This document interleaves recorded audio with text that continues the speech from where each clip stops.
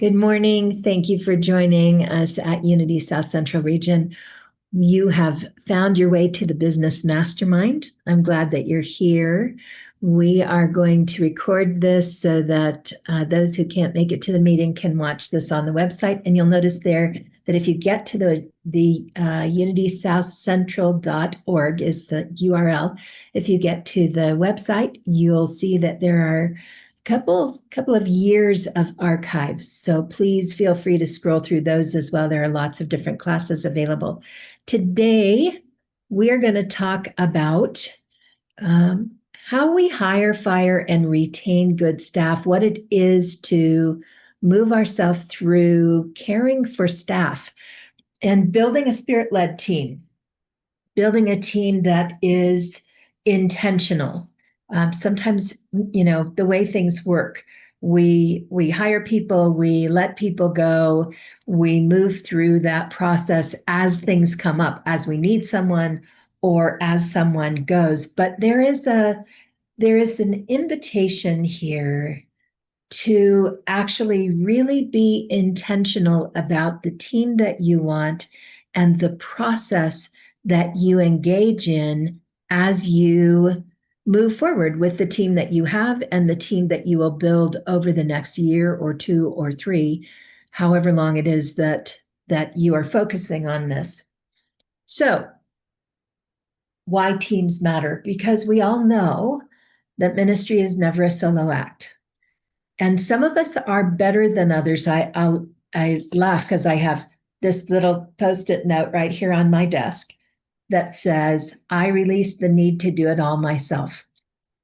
So, there is we teach what we need to learn. We all have come across that.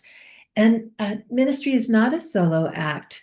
And in fact, our jobs sometimes are made so much better by our willingness and our ability to engage an active team and support that team so that we have more time to do what it is that we want to do as ministers and what we're really called to do as ministers.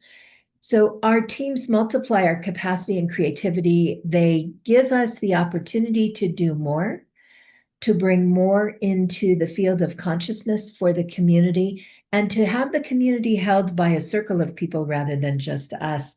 And of course, a good, active, engaged team holds the energy that becomes a good, active, engaged community. It's amazing to kind of watch as we move through our ministry career, how when there is a problem on the staff, it trickles out into and infiltrates the community, even if they don't know why. The energy of shift can really make a difference. So we want to make sure that we are hiring with the idea that the long-term health of the community is raveled into, is connected into, and engaged with what it is that we do with our staff. We want to define our needs for our staff clearly, be very clear about what it is that we want. We want to make sure that when we create job descriptions that they align with the vision and mission of the community, as well as all of the things that are required to do a job, all of the skills and talents that you need. And we want to look for a combination of skills and aligned spirit. And that makes this job a little bit different because we are looking for someone who can stand in the principles of our spiritual community and be comfortable not only with what those are, but comfortable discussing them as things come up. So I have worked with a couple of spiritual communities who hired with no reference to our spiritual preference, to what it is that we teach, to our spiritual principles and our spiritual teachings. Because there's something about, I think, about the mainstream secular world that says we don't really talk about that, and that shouldn't be a limiting reason for hiring someone. But I always invite the spiritual leaders to consider what happens if the person who works with you is not spiritually aligned. So there's a really important piece of asking, tell me a little bit about your spiritual comfort. Sometimes we don't want to say, what is it exactly that you believe? Tell me about your spiritual comfort. Tell me about your ability to work with people of many different faith persuasions. Tell me about your capacity to have a non judgmental spiritual conversation with someone who believes differently than you do. Those kinds of questions help to accommodate the variety of religious beliefs that enter the front doors of a unity church. Because not only do we have our own unique set of principles and our own slant on things, but we also make a large statement about the fact that you are welcome no matter what faith you practice. You are welcome here. You are welcome here despite lifestyle, any of the preferences. You're welcome. We are a welcoming, affirming, warm, and inviting community. And so asking those questions gives you a little insight. Sometimes people are not forthcoming about it, but if you never ask the question, you don't know. So beginning with a good set of questions is important. And sometimes those questions fail to ask the really important underlying questions about, how do you deal with it when people feel differently than you do? How do you deal with it if someone wants to complain? How do you bring them to a higher level of consciousness? All of those things are things that we think about as ministers, but they're important to everyone who works for us. They're important in our associate ministers, obviously. They're important in our administrators. They're important in the team of people that care for your building. They're important if, I'll give you another good example. We have a gentleman who comes in, who's a member of the church, who comes in here and mows the lawn. And he came to take out some weeds along that were creeping through the cracks in the lawn here. And a neighbor who happens to be a member of the church came running out to see what he was using, because we don't use anything that causes any harm. So he stopped and he said, I so appreciate you coming to talk to me. I will take a minute and make a phone call and see, if what I'm using is appropriate or not. And thanks for coming out. And that's a really different thing than somebody who will just say, listen, I'm doing whatever I'm told to do here. I don't have time to argue with you about this. This is what I was told to use. It's valuable to talk to people, no matter what their position is, about how it is that they deal with people who feel differently than they do. Because it does come up. And if somebody gets angry, then they walk away and this is now a bad experience with their church. It's not associated just with that one person. The way people look at their church and what they expect from their spiritual community is a different thing.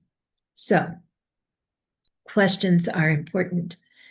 Your discernment process, how it is that you go through hiring, writing the job description and getting it posted on Indeed, or getting it posted through Unity, or throwing it up on whatever the girls list is, Angie's list, whatever it is, wherever it is that you post your announcements in your e-blast. Is there a moment of prayer beforehand, an actual slowing down enough to say, I know that the exact right person is coming for this.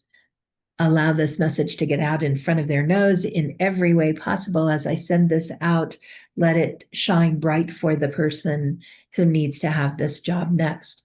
That process, that little short prayer, we all know how to do, but sometimes we're so in a hurry that it doesn't happen.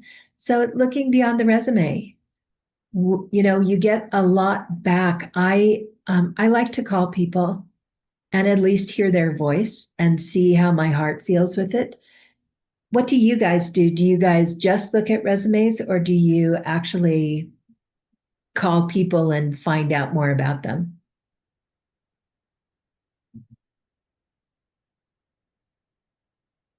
Question. It's a great question. because I'm in a hiring process right now, and got an onslaught of resumes, most of which I dismissed immediately. But I scheduled 3 people for interviews, but then someone I had dismissed because they were overqualified emailed again. And I was like, okay, you've earned yourself an interview. So we had a That's Zoom right. interview, and now they'll be coming in for a second interview. Yeah. Overqualified rather than underqualified is such an interesting thing because we have assumptions and they might really love this job. They might really love it. So I love that you could share that. That's a great example.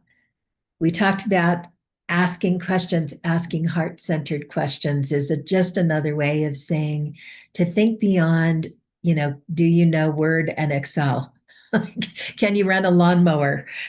Will you show up on time? You know, uh, because we want people who want to have a future with us. Because it's hard on the community when people come in and they leave and come in and they leave and come in and they leave. It's hard on the community because our community is trained to love everybody who comes in the door. Mm. We love everybody. Welcome. We're so glad you're here. Oh, you're gone. Oh, we're so glad you're here. Oh, you're gone. Oh, we're so glad you're here. So when you bring someone in, being able to talk a little bit about that our community is very welcoming. They'll be happy that you've come in. They will work to make you welcome. Please take time to say hello. Please take time. Are you willing to have relationship?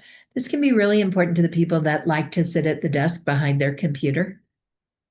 You know, I don't really want to talk to all those people, but can you be kind and gracious when someone comes in and understand that those people are the most important thing that we do? It's why we do everything that we do. When our members walk in the door, they are the reason we are here.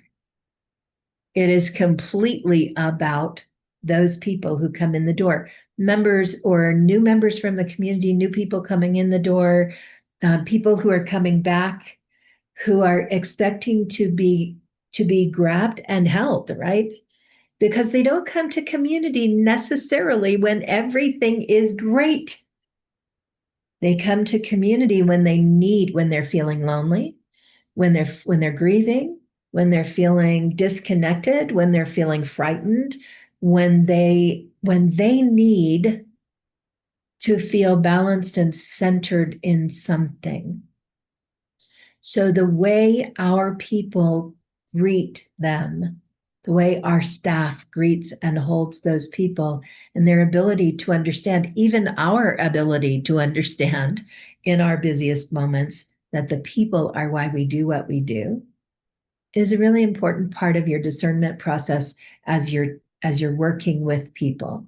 Will they make others feel welcome, and can they receive? Another piece of that can be, are they able to receive the gratitude from the community?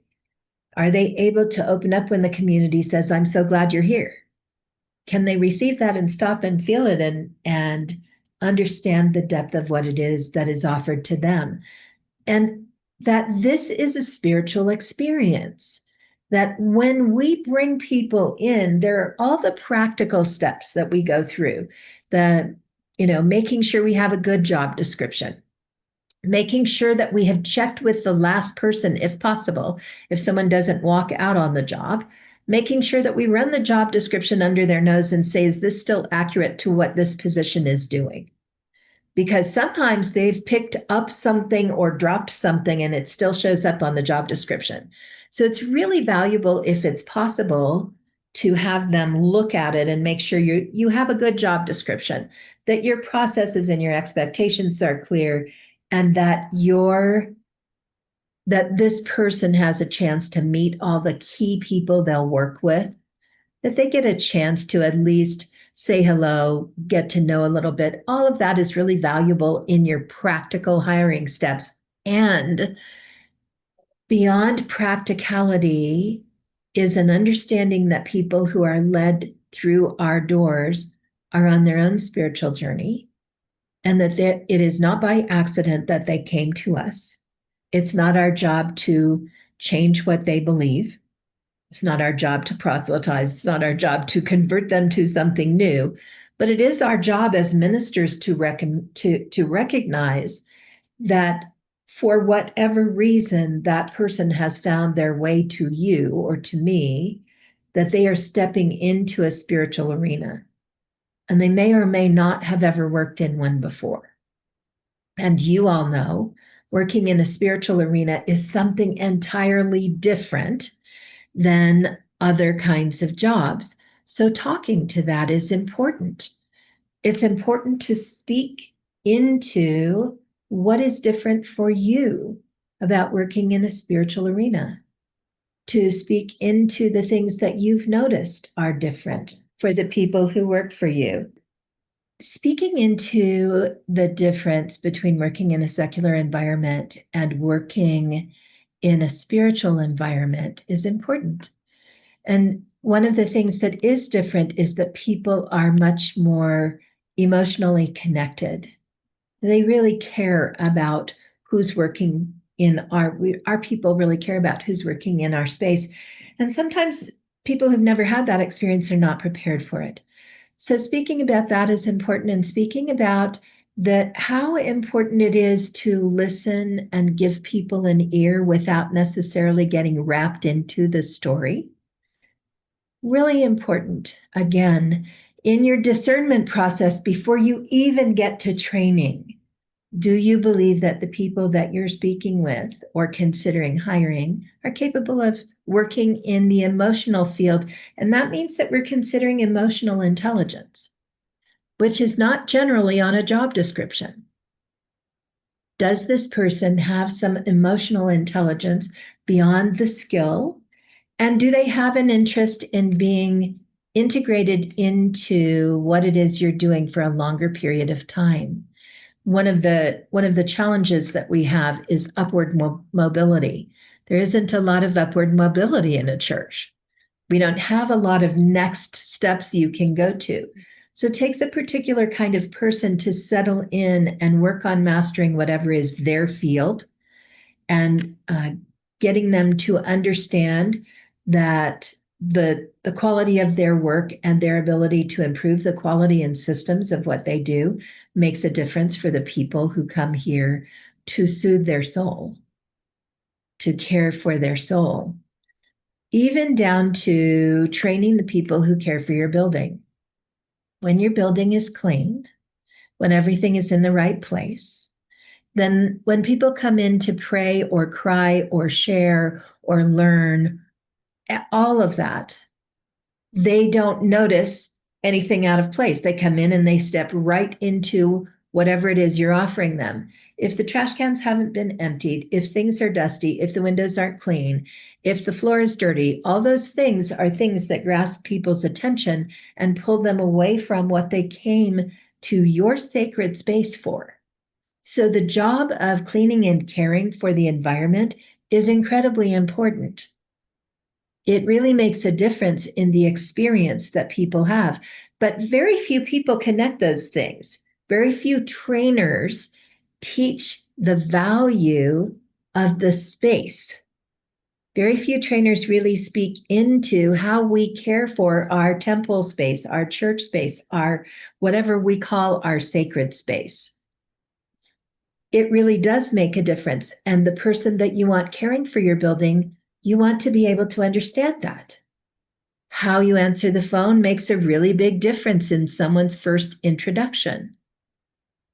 Whether or not you listen to them, your ability as an administrator to have someone come in, interrupt what you're doing, which is always very important because our admins have a lot to do, to greet them gracefully, kindly. Welcome, I'm glad you're here. What can I do for you? And also to have the unique and important skill of saying, I so much want to listen to this story, and I have something I have to get done by 2:00. I'd love to talk to you another time about it. That ability to graciously remove yourself from a conversation that could go on for an hour because someone just wants to be listened to is really important. The ability to train them to say, would you like me to have someone from our care team or someone from our chaplaincy give you a call? It sounds like you have some things you'd like to talk through. Would you like to schedule some time with our minister? What can we to move a person from talking because they are lonely and need to be heard into the proper area of care is a beautiful and important skill for an administrator. That's very hard to define on the job description. So being able to ask questions around that. How would you handle it if you had three things you had to get done by the end of the day and someone came in the door and you could just tell they needed to be listened to? How would you handle that?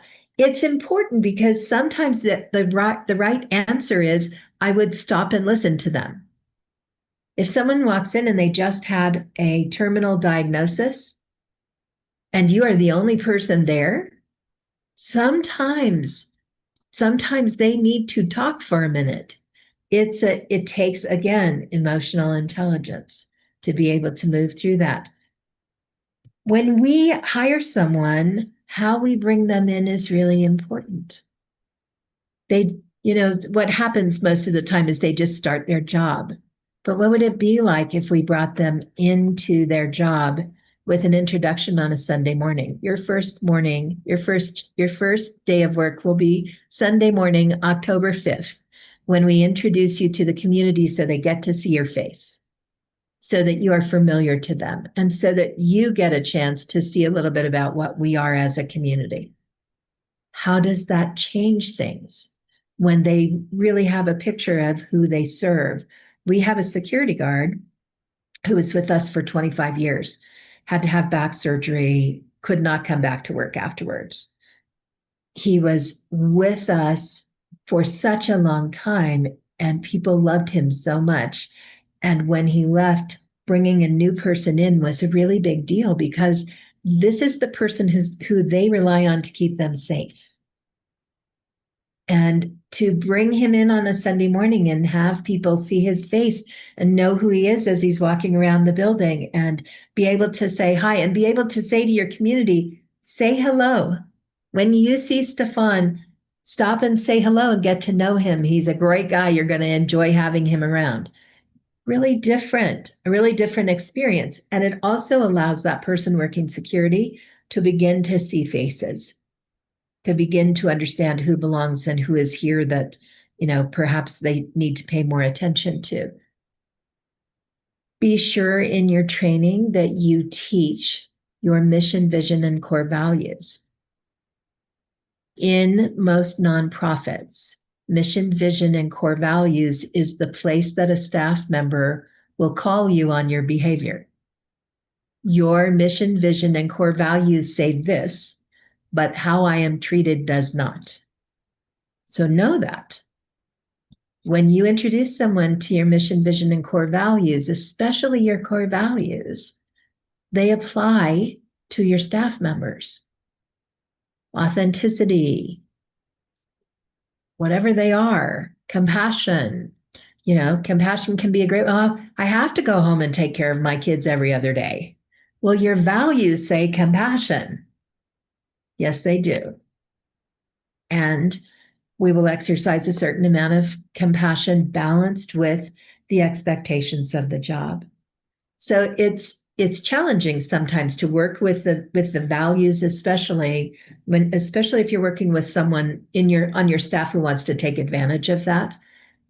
And expectation balances with whatever those values are. You want to be sure and let them know that.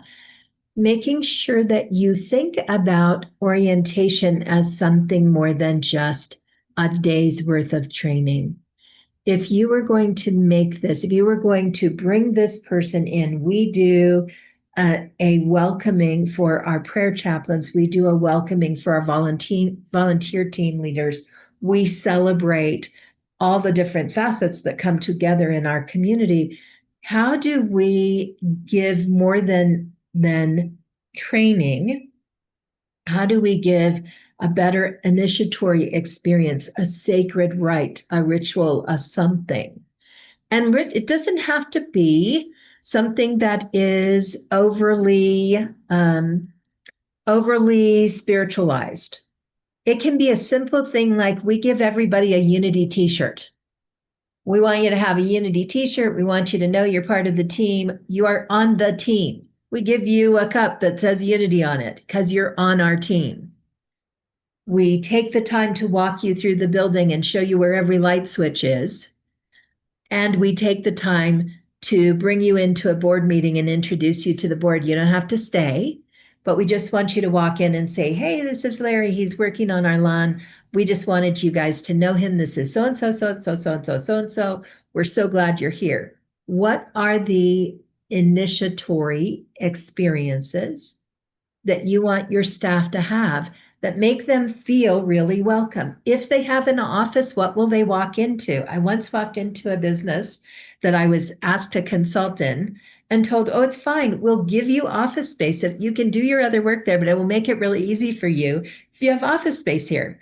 So I walked into the office space and into a full trash can, a desk covered in crap, full of stuff, and an office that had not been touched, the door had not been opened before I came.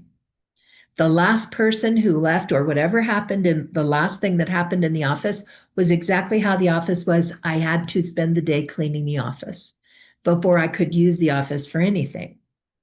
What space are you giving people? It can be your maintenance closet. You can come to the maintenance closet. Here are the keys to the shed where the lawnmower is. Whatever it is, does that space feel welcoming to them? Is it clean and orderly? Does it feel welcoming to them? Can they walk in and be immediately able to do their job? All of these things from your very beginning interview all the way through the way that you bring them on board will affect your retention of the employee. Whether or not they feel welcomed, whether they feel cared for, whether they feel valued, all of those things happen from the very first time you meet them all the way through the onboarding process. All of that tells them how valued they are to you and whether or not they're going to like this job or whether they're not.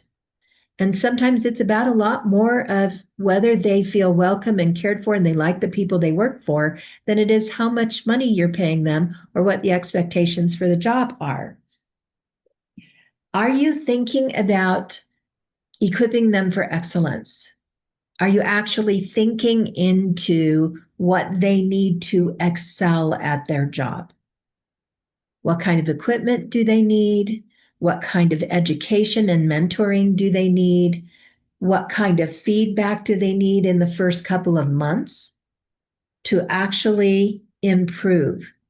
What can you, before you even hire somebody, what can you tell them they do well? And what areas are really important to coach in the beginning so that they don't get in bad habits right at the beginning? This all takes thoughtfulness and intention. And our jobs are very full. As ministers, our positions are very full. We have lots to do. Very few of us get to the end of the day and go, phew, nothing I need to do for the next couple of days. Mm. We have 6 other things we could do that day, and those 6 will be on our desk the next day when we start. This piece of equipping our staff to excel and really thinking into what they're going to need the first 6 weeks they're employed with us falls off the map. We get them in the job, give them the job description, give them a little bit of training and expect them to learn it. And that's not unique to our spiritual centers. It's not unique in the world. It's how business often works.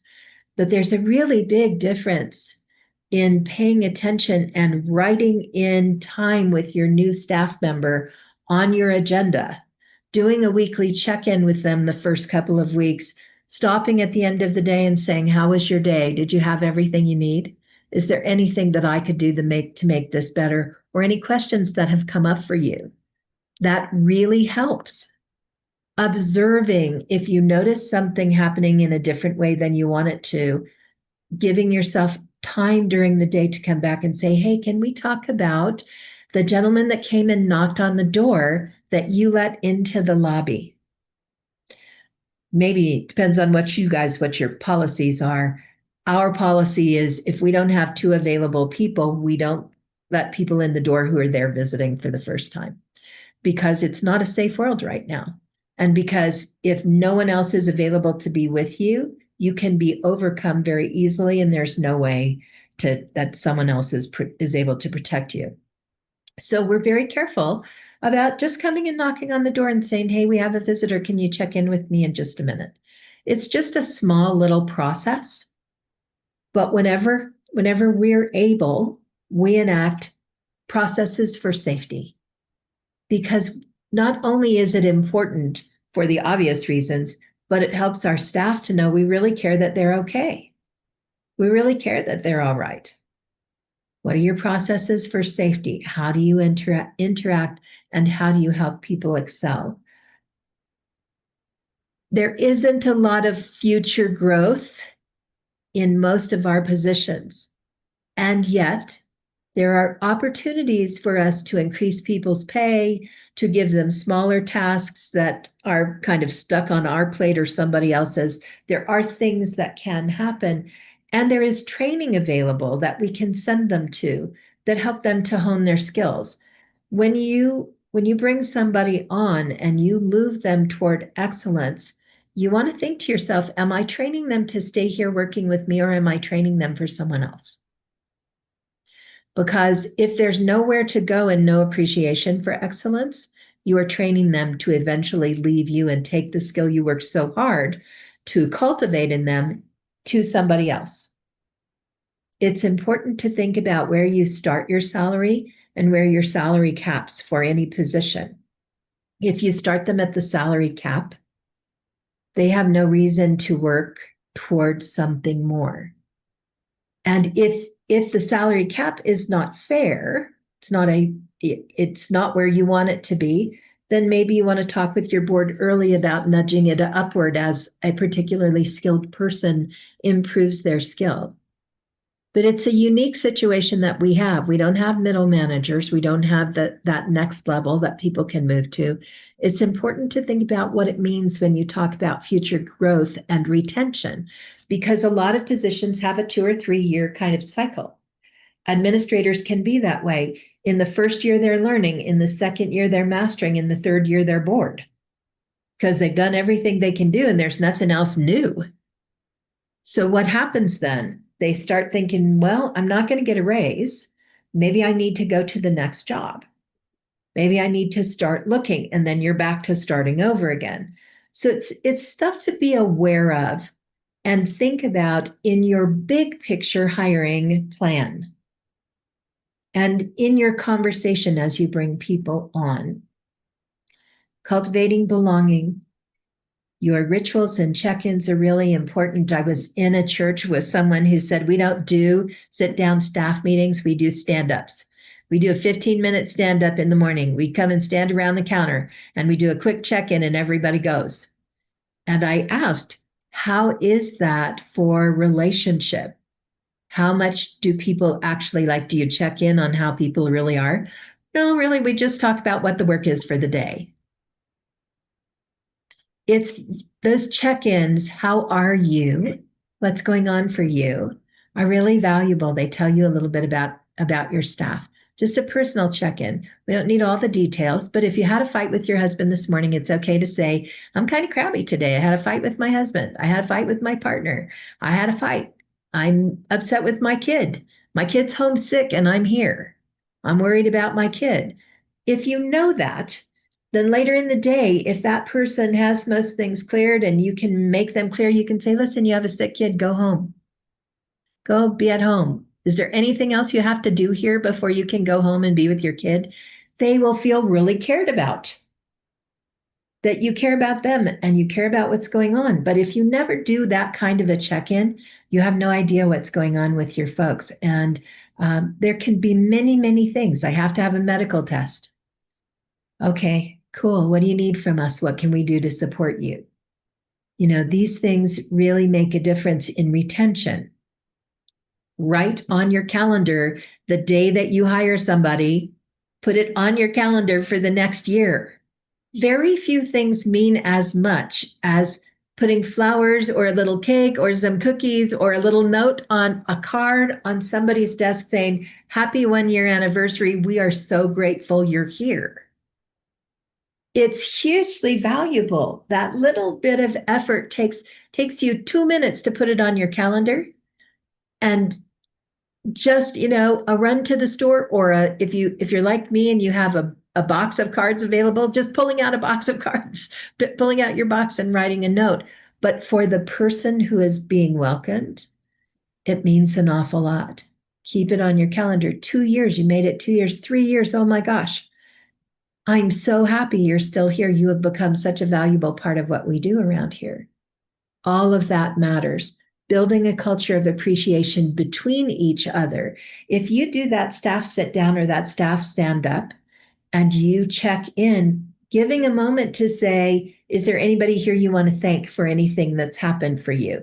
So many interesting things come up. Anything that you know that someone else should know. Yeah, somebody came in and said, oh my gosh, the lawn looks so beautiful. Larry, thank you.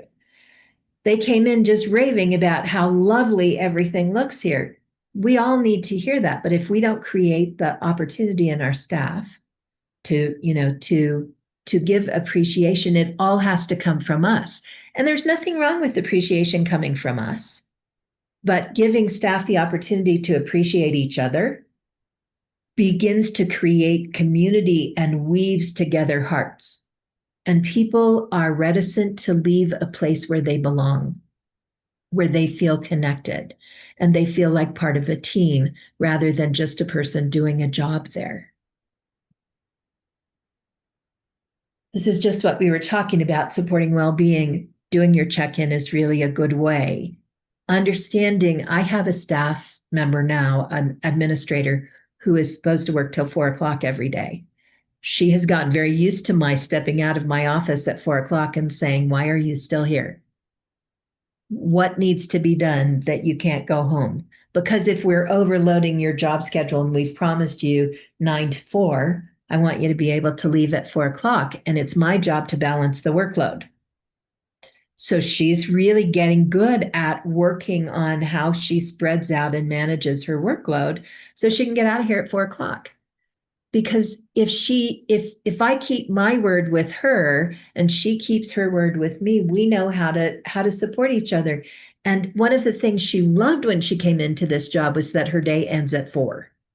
But if she stays till 5, that goes away. Not only is it costing us overtime, but she's not getting what she wants. And she's not doing it for the overtime. If it was that, I would work with her on what she needs in extended hours. It's not that. It's that she just can't walk away from the table if there's something on her desk that needs doing. So helping your people have healthy rhythms in their workday, having them be able to come in and arrive rather than catching them at the doorway and saying, hey, before you get to your office, could I just ask you to get this and this and this done for me today? It's a very different anxiety-ridden thing to catch them and walk with them to their office, telling them what you need versus saying, hey, good morning. Come in, get yourself settled. When you've got a minute, would you pop in my office? Let them have a minute. You need a minute when you come in. Do you come in, put your stuff down, settle at your desk, get your computer in place, take a breath. Think about what's ahead of you. Do you do that yourself? It will make a difference in how the rest of your day feels. Encouraging renewal and sabbatical. We have vacation. Everybody has their vacation time. We as ministers get renewal time. Time for us to step out and do some training, time for us to step out and catch our breath when we need it. And over time, we have sabbatical. If you have a person who works for you who never gets that time to really feel appreciated and supported, give that some thought. This is not everybody. Not everybody needs a sabbatical. But if you have somebody who's worked with you, like, for example, a really good music director, how would it be for them, for you guys to say, we're going to give you a month? We've got people who will volunteer to do music for a month. We're going to give you this month. You've been here 10 years. We want you to have 30 days to just breathe. Just take care of yourself. How would that be? It's not even on our radar to consider the people who have been there the longest and offer the most back into our community in addition to us. So just look at it and consider. And creating joy in the job is important. Do you laugh together? Do you do anything fun? Do you take them out to a comedy show or go to a movie or have a dinner for them once a year that's just for fun? What do you do that brings joy to your staff and makes them recognize that the work that they do is really important in the world? That's the thing I would offer you more than anything else. For us to do what we do, all the rest of it has to happen. The building has to be cleaned, the lawns have to be done, the fellowship meal has to be taken care of, the volunteers have to be coordinated, the phones have to be answered. All of those things have to happen for us to minister. And all of those things make a difference to the experience that our community has. So when we take care of those people who do all of those jobs, they bring joy to their work, and that brings joy to the community. It's a much bigger picture than just hiring somebody to get a job done, because our work is people. And that's a really different thing than being in work that is about a product. We're not a product. We're a way of living, a way that people can live. Invite ownership. Don't micromanage. These are simple things that you've probably been told 1,000 times. Recognize unique gifts. If somebody can do something, if they're a great artist and there's a place for them to draw something or create something, recognize that. Let all of their gifts be welcome, not necessarily part of their job, but let all of their gifts be welcome. And encourage creativity and initiative. That takes more time for you. Encourage it after 90 days. For the first 90 days, I'd like you to do things the way I ask you to do them. For 90 days, I want to be able to really train you in what is kind of the way things move here. At 90 days, we'll do a check-in. How's it going for you? How's it going for me? What things do you notice that you feel you might be able to contribute to? Maybe there's something that you'd like to say, is it possible for us to do this slightly different? I think it would work better. No guarantee that I'm going to go for it. But after 90 days, I'm more interested in how we can make this job work really well. And at that point, I want you to bring new skills in. The first 90 days belong to me. If you give someone the first 90 days to work side by side with you and really give them good training, there won't be a lot they need to change after 90 days. But if you put them in the job and you say, go ahead and try and do it, just read this. Here's what I wrote down about what I need from you. I'll check in with you occasionally, or let me know if you need something. When they get to 90 days, they're going to tell you, I don't feel like I know what I'm doing. I'm unsure in this area. I feel a lot of anxiety about how we get this done. They're going to tell you a lot of things that will help you recognize that you haven't onboarded very well. So that 90 days requires scheduling time with them on your calendar, even if it just says check in with Sally. Even if that's just on your schedule once a day, check in with Sally. That first 90 days is really important to your retention.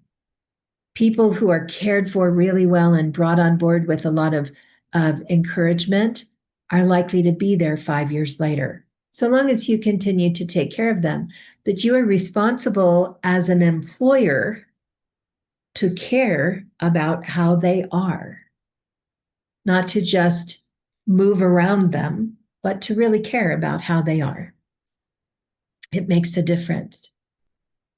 Hiring in a hurry is a bad idea always, always, always, always. Hire slow, fire fast. Hire slow, work hard to make sure you get what you want. If you have to fire someone, give them a proper procedure, tell them what they're doing wrong, explain to them what you need them to do, give them a certain amount of time to do it. If they don't do it, let them go. Because a slow, steady burnout is painful for everybody. Hiring the right person is important in the front. It sets up everything for years for you. So take your time. Don't skip training. Don't assume that somebody's going to train them. And if you have someone else doing the training, your last administrator is training the new administrator, when the old administrator leaves, have the new administrator explain what training they got. Because they may be missing something. There may be more that you need to give them. If there is conflict amongst your staff, don't ignore it. Be proactive. Now, sometimes it's important to say, I'll let the two of you work this out. And if you can't figure out a solution, come back and let me know. Because sometimes it can be micromanaging to get in the middle of everybody's little something. But don't let it go too far. Check in. Did you guys work out that problem? Oh, great solution. So glad you could do that. Do you feel comfortable with the solution? Not really. Okay, well, tell me more about that. Pay attention to what they're doing. If it gets so busy that you don't have time to say thank you, you are out of balance in your job. It's really important to notice what people are doing well. You are on the track to losing people when you forget to tell them. And don't assume, even if they say to you, I don't need you to tell me I'm doing a good job. I know I'm doing a good job. Then just tell them, I need me to tell you that. I need me to tell you you're doing a good job. I need for you to know that I appreciate you. That appreciation goes a long way. It gets you through a lot of bumps in the road. If people feel like they're seen and they're valued, they'll do things for much longer and with much more commitment. Great teams don't happen by chance. They happen because there's good communication. They happen because those people are called together. And it's no different than our calling. When people walk in the door, they are called to be with us for some period of time, to learn something, to experience something, to grow together. It doesn't always look like a spiritual lesson. Sometimes it's growth, it's emotional growth, it's skill mastery, it's many things. But we are called together on a cultivated team that can be cherished. And cherishing those people makes a difference. So I want to invite you, as we go out of this training today, to think of one or two things you can do this week to strengthen your team, the current team that you have. What can you do to bring them together or meet with them individually that will help them to feel cultivated and cherished? Cultivated meaning brought together, thoughtfully, intentionally, and cherished by you. Valuable to the mission, the vision, the core values, valuable to you because of what they allow you to do. It's a really cool conversation to have with your staff when you say, let me tell you what I get to do as a minister for the people here because of all the things that you guys take care of. Let's talk about the experience from the parking lot forward, how it feels for people to walk in and see the lawn so beautiful, what it feels like to walk into a clean building, what it feels like for them when they are met with someone who says hello with a genuine smile on their face, what it feels like to be handed off to a prayer chaplain or a care team member or someone else, what it feels like for them as a volunteer to have the supplies that they need provided for them, what it feels like on Sunday morning when everyone here can hear what's going on because the sound system is beautiful and the music is great and their hearts are lifted up. All of that happens before I open my mouth. Just think about all the things that have to happen before I, as a minister, even open my mouth. So thank you, team, for all of those things that you do that make people's lives better, that contribute in ways that they may not even notice, but they feel and they know, and that change things. So that by the time we get to the place of teaching, of sharing spiritual concepts, by the time they get to that, they are perfectly primed to hear, to take in, to grow, to feel connected. When your staff has that feeling that all of that is happening and they're contributing, it changes everything for you. Because it's really easy for our staffs to look at us and go, yeah, you get to be the superstar on Sunday and look at all the work we're doing. Everybody's grateful for you. But they wouldn't be if the lawn was a mess and the building was dirty and the front desk was grumpy and there was no good food for fellowship and volunteer teams were not orchestrated correctly and the music sucked. It would be terrible. By the time they got to you, nothing good would happen, right? So I just invite you to be really thoughtful and intentional about what it is that you're doing and how you're doing it as you bring your staff on board, and to really let them know that they are critical to the mission. They are really important in all those jobs that they do, and a very important part of what happens for the people who come there. Because in today's world and in the generations that we're employing, the feeling of purpose really matters. And sometimes we can feel like our purpose really isn't a purpose. Answering the phones doesn't feel very purposeful until somebody tells you what a difference it makes. Emptying the trash doesn't feel very purposeful until you tell them that the people who walk in the door are able to be in their hearts more fully because everything is so beautiful and clean and ready for them. So all of those things are intentional about the way we care for the people who work for us. And we're the only ones who can do those jobs. We're the only ones that can create that feeling of intention amongst our team. It's our job to do that. So I hope today was helpful for you. I am glad to know that some of you are in the hiring process just because it's timely. And we all are always in the hiring process. The rotation happens. So, one of the most important things about retention is reducing the amount of times that we go through this process. I really appreciate my time with you guys so much. I try and remind you each time we're together what a difference you make in the world.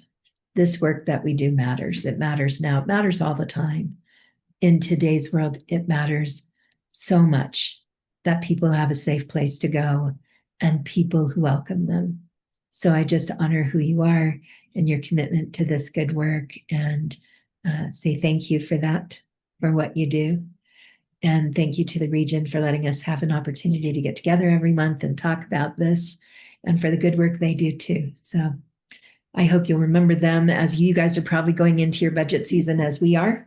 I hope you will remember the region as you think about where your contributions go next year. They are very committed to continuing to provide good training out into the field, and I'm grateful to be part of that. So I hope you guys have a fabulous day, and I will see you the middle of the month. We'll do a check-in and see how you're doing. All right. I'll see you then. All right, thank you. Thank you, Ariana. You're welcome. Bye.